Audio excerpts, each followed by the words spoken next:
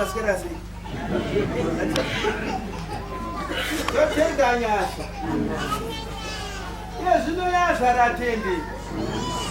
Oh, zvozvo manondoka kupicha imwe muri kuvaisa pai vari kudu. Amen. Muri kuvaisa pai. Takambotaura tichidaro kuti muchaona mabhazi emotokari tichashaya maista. Kwakuzoti 7 days. Napisa zvese zvinana 10 days. Mune chazvionera. Hallelujah. Ndichaindiperi nekuti nguva ndangunzwa sekuti nguva chaita kudaro kuti nditiwo regai nditi gada. Ndangona vanzi vafundisi vanongomirawo vega kuti gada. Dai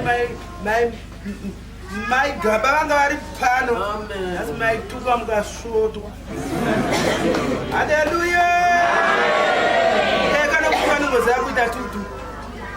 Handiti tutu mudariro zvinomazviitire. Haleluya.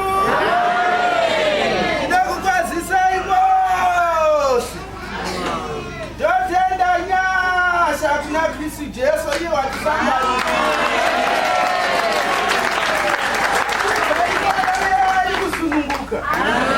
Ndichizvidemba.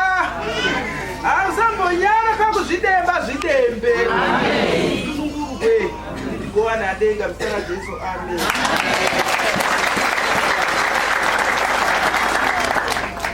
Galera,